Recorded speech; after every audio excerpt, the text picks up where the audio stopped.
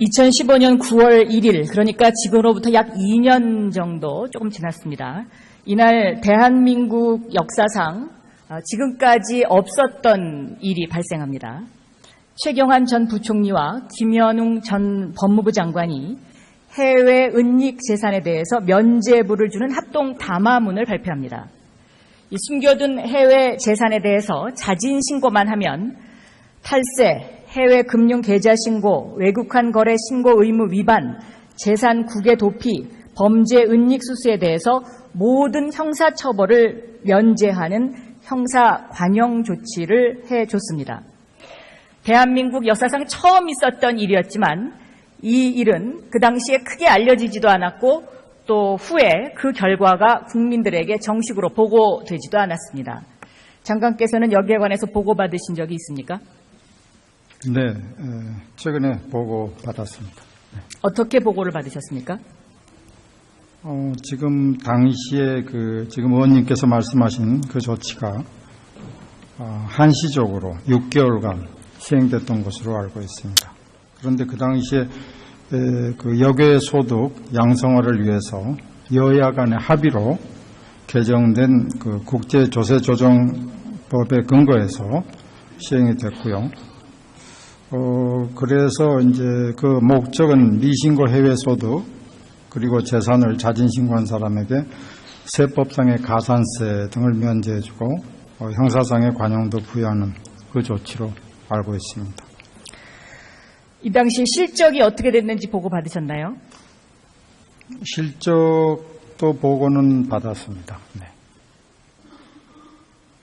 그 보고 받으신 걸 설명을 좀 해주시죠. 그건 구체적으로 제가 지금 이 자리에서 말씀드리기는 좀 그렇습니다. 그 개인 관련된 정보가 있고요. 그래서 그 전체 금액에 대해서는 제가 다 나중에 필요하시면 알려드리겠습니다. 이 당시에 2조 1,399억 원의 해외 금융 계좌가 신고가 됩니다. 그런데 지금까지 여기에 대해서 단 한 푼의 세금 추징도 없었습니다. 지금 말씀하신 대로 그 면죄부가 주어진 시간이 2015년 10월부터 2016년 3월까지 6개월간입니다. 그런데 이 시기가 어떤 시기냐? 바로 삼성전자가 최순실 모녀 소유의 코레스포츠에 35억 원을 지원하고 미르재단에 125억 원을 출연하고 K스포츠재단에 79억 원을 출연한 바로 그 기간하고 겹치죠. 이 시기가. 박근혜 전 대통령이 이 일이 있기 전에 4개월 전에 음성 탈루 소득 과세를 강화하라고 기재부에 지시사항을 내려놓고 이런 대대적인 면죄부 조치를 취하는 겁니다. 과거에도 이런 사례가 없었죠. 그리고 또 숨겨진 해외 재산을 자진 신고한다고 해서 형사적 책임을 면제해 준 사례가 있었습니까, 과거에?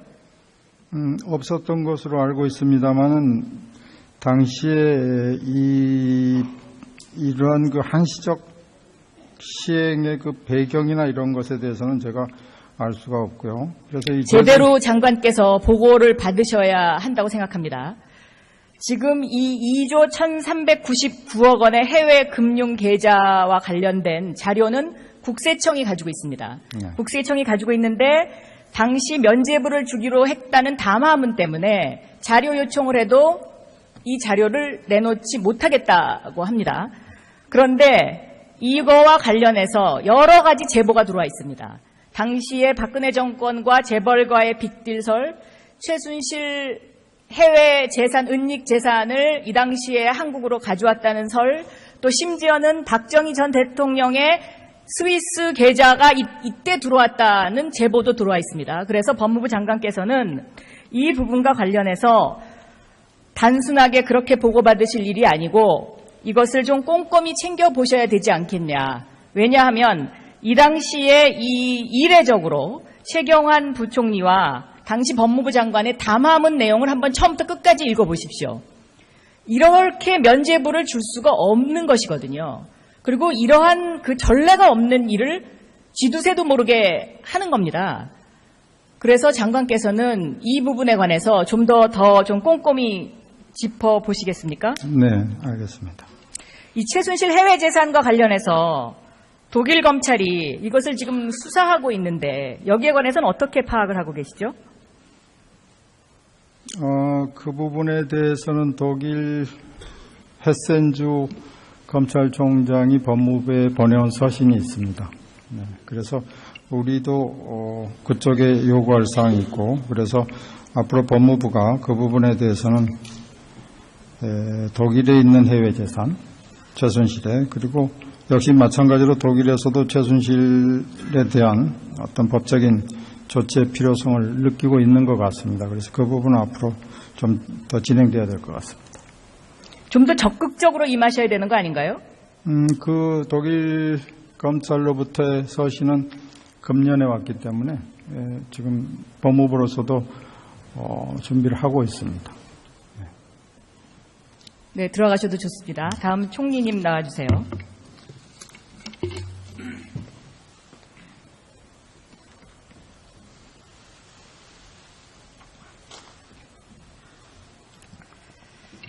제가 2013년 8월 16일 국정원 댓글 의혹 사건 국정조사에서 원세훈 전 국정원장의 업무 지시 녹취록을 공개를 한 바가 있습니다. 그 당시 정부 당국은 모든 것을 부인했지만 이제는 이것이 다 사실로 밝혀지고 있고, 심지어 이 댓글 부대에 얼마만큼의 예산 지원이 이루어졌는지는 아직까지 정확하게 취합이 안 되고 있지 않습니까? 네. 오늘 아침 기사를 보면은 이 댓글 수사 받느라 고생했다. 그래서 국정원 퇴직자들에게 골프장을 이용해라. 이런 황당한 복지 예산까지 지금 지급이 되고 있는 이런 상황인데요. 정부 부처가 특수활동비를 각 부처에 대폭 삭감했습니다. 그런데 국정원만 지금 현재 예외로 돼 있어요. 왜 그랬습니까, 총리님? 이제 저도 알아보니까요. 이제 특수활동비라는 용어가 일반 부처와 국정원이 혼용해서 쓰고 있어요. 같이 쓰고 있는데 조금 내용이 다르더라고요. 예를 들면 제 경우에 특수활동비도 있습니다. 예컨대 추석 연휴를 앞두고 경찰 관서에 격려하러 갔는데 수고한다고 회식비를 좀 드린다거나 이런 것들이 그렇게 집행이 되는데요. 국정원의 경우는 정보기관의 특수성 때문에 인건비다, 시설비다, 사업비다 이런 구분이 없이 뭉뚱그려서 특수활동비라고 쓰고 있어서 좀 오해를 야기하는 것 같습니다. 그걸 좀 투명하게 하면 좋으련만 그걸 투명하게 하면 국정원의 인원이라든가 조직 규모라든가 이게 드러나게 되기 때문에 외국에서도 좀 뭉뚱그려 하는 그런 사례들이 많다고 들었습니다. 지금 총리께서도 국정원의 전형적인 보고 형태 그대로 지금 말씀을 하시는데 이 국정원의 인건비와 특수활동비를 구분해야 됩니다. 그리고 국정원의 특수활동비가 단일 항목으로 지금 돼 있지 않습니까? 네. 기재부에서도 이것을 컨트롤을 하지 못하고 있죠. 그러니까 국정원 예산은 그 어느 누구도 지금 대한민국에서 제대로 들여다본 사람이 아무도 없습니다. 국회에서조차 이 국정원 예산에 관해서는 제대로 된 감사가 이루어지지 않고 있고 오히려 국정원의 자체 감사에 이것을 맡기고 있는데 이것은 고양이한테 생선 갖다 주는 거하고 똑같죠. 그래서 저는 정부에서 여기에 관한 개선책을 내놔야 된다고 생각합니다. 어떠한 개선책이 있을 수 우선은 있을까요? 국정원 개혁위원회가 지금 가동되고 있습니다. 조금 전에 말씀하신 전 국정원장의 댓글 관여 이것에 대해서도 조사해서 수사 의뢰를 건의한 것도 국정원 개혁위원회입니다마는 아까 특수활동비 예산의 불투명성에 대해서는 국정원의 특수성, 정보기관의 특수성도 감안하고 외국의 사례에도 비춰보면서 그러나 최대한 공개될 수 있고 감시될 수 있고 통제받을 수 있도록 하는 것이 옳은 방향이라고 생각합니다. 그걸 포함해서 국정원 개혁 과제에 넣어서 보고 싶습니다. 국정원에도 그렇게 부탁을 드리겠습니다. 이것은 부탁해서 해결될 일은 아니고요. 제가 말은 부탁이지만 제가 그냥 무슨 지시라든가 훈시라든가 이런 말 별로 안 좋아합니다. 국정원이 지시한다고 해서 고쳐질 그런 조직도 아닙니다. 네, 그렇게 그래서 쉽게 보진 않는데요. 그러나 설령 그렇다 하더라도 총리도 너무 쉽게 안 봤으면 좋겠습니다. 국정원이. 네. 국정원이 저는 적어도 기재부의 그 비밀 인가를 얻은 예산 전문가의 통제는 받아야 되는 것이 아니냐. 저는 그렇게 생각합니다.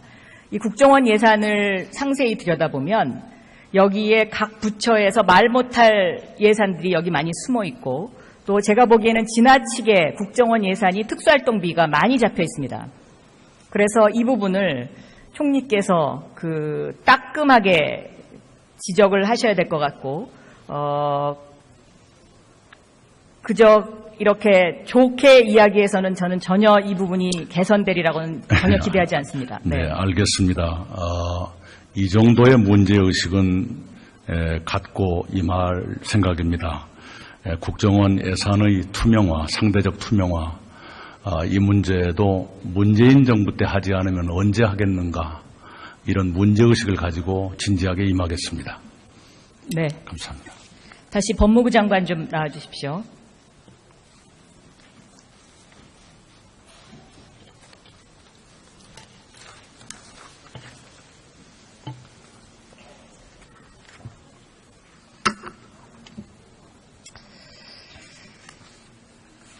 BBK 사건이 지금 다시 주목받고 있지 않습니까?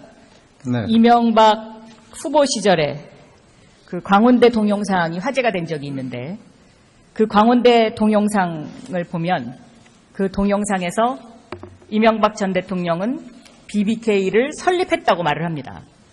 그런데 당시 대변인이 이 동영상을 보고 주어가 없다, 이렇게 발뺌을 하죠. 검찰도 똑같이 BBK는 이명박과 관련이 없고 회사 공금 횡령은 김경준의 단독 범행이다, 이렇게 결론을 내렸습니다. 장관께서도 이 검찰의 결론이 맞다고 생각하십니까? 저도 최근에 이 BBK 관련된 새로운 증거라고 주장하는 것, 그리고 이제 기사, 또 책자도 발간이 돼서 관심을 가지고 들여다보고 있습니다만은, 지금 단계에서 어떤 것이 진실인지 솔직히 저 개인으로서는 지금 판단하기가 어렵고요. 그래서 뭐라고 말씀드릴 수가 없습니다. 최근에 새로 밝혀진 사실 가운데 이 김경준이 해외로 빼돌린 돈 중에 일부가 스위스 계좌에 있다가 다스로 송금이 됐고요. 또 그 과정에서 LA 전 총영사 김재수 씨가 관여가 돼 있고, 또 다스로 송금된 돈이 실제 주인이 이명박 전 대통령의 외삼촌이었고, 또 현재 그 회사에 이명박 전 대통령의 아들이 전무로 근무를 하고 있습니다. 이러한 상황을 봤을 때 BBK 사건은 아직 진행형입니다. 또 정봉주 전 의원 같은 경우에는 이러한 억울한 일로 옥살이까지 했습니다. 이런 억울한 것을 저는 검찰이 스스로 고백하고, 우리가 그 당시에 수사를 잘못했다, 그래서 이 부분은 국민들에게 사죄를 하고, 이 부분에 관해서 저는 전면적인 재수사를 해야 된다고 생각하는데, 장관께서는 어떻게 생각하십니까? 검찰에서도 지금 어떤 새로운 수사 단서가 추가로 확인이 되면 재수사 필요성을 신중하게 검토할 것으로 생각하고 있습니다. 정봉주 전 의원 같은 경우에는 저는 특별 사면을 해줘야 된다고 생각합니다. 왜냐하면 억울한 옥살이를 했기 때문에 그렇습니다. 이 부분에 대한 의견도 좀 말씀해 주세요. 사면에 대해서는 제가 좀 말씀드리기가 곤란하다는 점을 양해해 주시기 바랍니다. 지금 새로운 단서가 나오면 수사를 하시겠다고 말씀을 하셨죠? 제가 한 가지 더 여기서 말씀을 드릴 게 있는데요. 이 BBK와 관련해서 가짜 편지 사건 들어보신 적 있습니까? 네. 이 가짜 편지 사건과 관련해서 제가 새로운 단서를 하나 보여드리도록 하겠습니다. 화면 좀 보여주세요.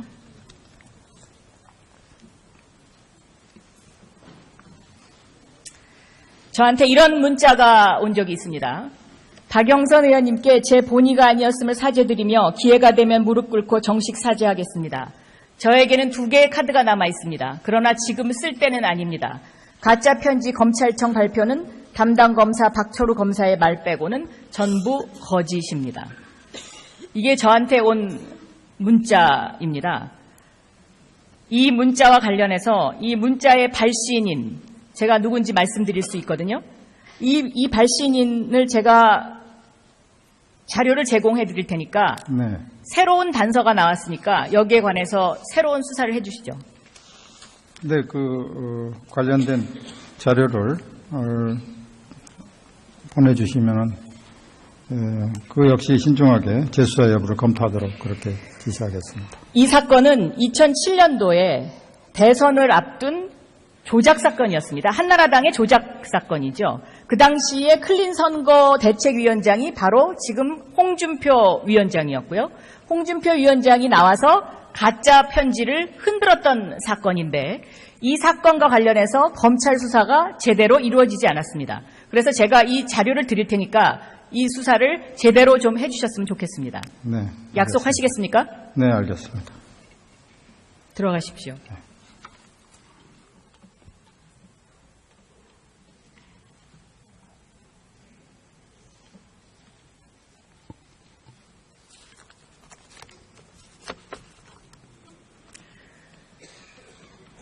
지난 겨울에 우리 대한민국 국민들은 촛불을 들었습니다. 이 촛불을 든 국민들은 대통령 한 사람 바꾸자고 촛불을 든 것은 결코 아닐 겁니다. 우리 대한민국이, 우리 후손들이 정의로운 대한민국 그리고 공정한 사회의 기틀을 만들 수 있는 그러한 대한민국을 위해서 촛불을 들었다고 생각합니다. 20대 국회의 소명이 바로 거기에 있다고 생각합니다. 감사합니다. 네, 박영선 의원 수고하셨습니다. 없었죠. 그리고 또 숨겨진 해외 재산을 자진 신고한다고 해서 형사적 책임을 면제해 준 사례가 있었습니까, 과거에? 없었던 것으로 알고 있습니다만은 당시에 이러한 그 한시적 시행의 그 배경이나 이런 것에 대해서는 제가 알 수가 없고요. 그래서 제대로 장관께서 보고를 받으셔야 한다고 생각합니다. 지금 이 2조 1,399억 원의 해외 금융 계좌와 관련된 자료는 국세청이 가지고 있습니다. 네. 국세청이 가지고 있는데 당시 면죄부를 주기로 했다는 담화문 때문에 자료 요청을 해도 이 자료를 내놓지 못하겠다고 합니다. 그런데 이거와 관련해서 여러 가지 제보가 들어와 있습니다. 당시에 박근혜 정권과 재벌과의 빅딜설, 최순실 해외 재산, 은닉 재산을 이 당시에 한국으로 가져왔다는 설, 또 심지어는 박정희 전 대통령의 스위스 계좌가 이때 들어왔다는 제보도 들어와 있습니다. 그래서 법무부 장관께서는 이 부분과 관련해서 단순하게 그렇게 보고받으실 일이 아니고 이것을 좀 꼼꼼히 챙겨보셔야 되지 않겠냐. 왜냐하면 이 당시에 이례적으로 최경환 부총리와 당시 법무부 장관의 담화문 내용을 한번 처음부터 끝까지 읽어보십시오. 이렇게 면죄부를 줄 수가 없는 것이거든요. 그리고 이러한 그 전례가 없는 일을 그 당시에 정부 당국은 모든 것을 부인했지만 이제는 이것이 다 사실로 밝혀지고 있고 심지어 이 댓글 부대에 얼마만큼의 예산 지원이 이루어졌는지는 아직까지 정확하게 취합이 안 되고 있지 않습니까? 네. 오늘 아침 기사를 보면은 이 댓글 수사받느라 고생했다. 그래서 국정원 퇴직자들에게 골프장을 이용해라. 이런 황당한 복지 예산까지 지금 지급이 되고 있는 이런 상황인데요. 정부 부처가 특수활동비를 각 부처에 대폭 삭감했습니다. 그런데 국정원만 지금 현재 예외로 돼 있어요. 왜 그랬습니까, 총리님? 이제 저도 알아보니까요. 이제 특수활동비라는 용어가 일반 부처와 국정원이 혼용해서 쓰고 있어요. 같이 쓰고 있는데 조금 내용이 다르더라고요. 예를 들면 제 경우에 특수활동비도 있습니다. 예컨대 추석 연휴를 앞두고 경찰 관서에 격려하러 갔는데 수고한다고 회식비를 좀 드린다거나 이런 것들이 그렇게 집행이 되는데요. 국정원의 경우는 정보기관의 특수성 때문에 인건비다, 시설비다, 사업비다 이런 구분이 없이 뭉뚱그려서 특수활동비라고 쓰고 있어서 좀 오해를 야기하는 것 같습니다. 그걸 좀 투명하게 하면 좋으련만 그걸 투명하게 하면 국정원의 인원이라든가 조직 규모라든가 이게 드러나게 되기 때문에 외국에서도 좀 뭉뚱그려 하는 그런 사례들이 많다고 들었습니다. 지금 총리 한 사람에게 세법상의 가산세 등을 면제해주고 형사상의 관용도 부여하는 그 조치로 알고 있습니다. 이 당시 실적이 어떻게 됐는지 보고 받으셨나요? 실적도 보고는 받았습니다. 네. 그 보고 받으신 걸 설명을 좀 해주시죠. 그건 구체적으로 제가 지금 이 자리에서 말씀드리기는 좀 그렇습니다. 그 개인 관련된 정보가 있고요. 그래서 그 전체 금액에 대해서는 제가 다 나중에 필요하시면 알려드리겠습니다. 이 당시에 2조 1,399억 원의 해외 금융 계좌가 신고가 됩니다. 그런데 지금까지 여기에 대해서 단 한 푼의 세금 추징도 없었습니다. 지금 말씀하신 대로 그 면제부가 주어진 시간이 2015년 10월부터 2016년 3월까지 6개월간입니다. 그런데 이 시기가 어떤 시기냐? 바로 삼성전자가 최순실 모녀 소유의 코레스포츠에 35억 원을 지원하고 미르재단에 125억 원을 출연하고 K스포츠재단에 79억 원을 출연한 바로 그 기간하고 겹치죠. 이 시기가. 박근혜 전 대통령이 이 일이 있기 전에 4개월 전에 음성 탈루 소득 과세를 강화하라고 기재부에 지시사항을 내려놓고 이런 대대적인 면제부 조치를 취하는 겁니다. 과거에도 이런 사례가 2015년 9월 1일, 그러니까 지금으로부터 약 2년 정도 조금 지났습니다. 이날 대한민국 역사상 지금까지 없었던 일이 발생합니다. 최경환 전 부총리와 김현웅 전 법무부 장관이 해외 은닉 재산에 대해서 면제부를 주는 합동 담화문을 발표합니다.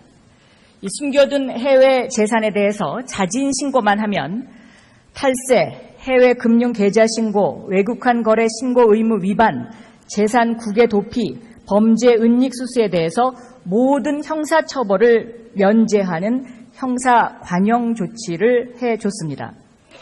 대한민국 역사상 처음 있었던 일이었지만 이 일은 그 당시에 크게 알려지지도 않았고 또 후에 그 결과가 국민들에게 정식으로 보고되지도 않았습니다. 장관께서는 여기에 관해서 보고받으신 적이 있습니까? 네, 최근에 보고 받았습니다. 어떻게 보고를 받으셨습니까?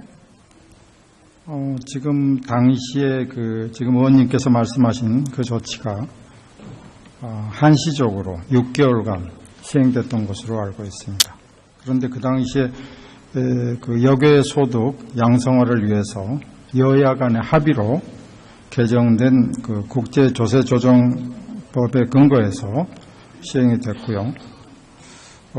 그래서 이제 그 목적은 미신고 해외 소득 그리고 재산을 자진신고 쥐두새도 모르게 하는 겁니다. 그래서 장관께서는 이 부분에 관해서 좀 더 좀 꼼꼼히 짚어보시겠습니까? 네, 알겠습니다.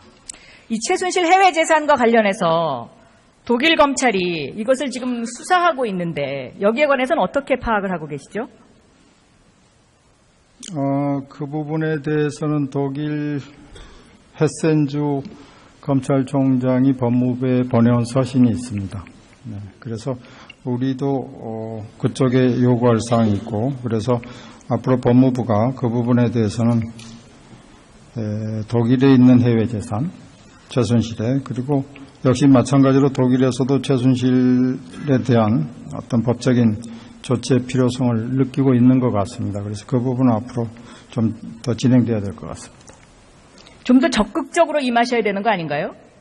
그 독일 검찰로부터의 서신은 금년에 왔기 때문에 지금 법무부로서도 준비를 하고 있습니다. 네, 들어가셔도 좋습니다. 다음 총리님 나와주세요.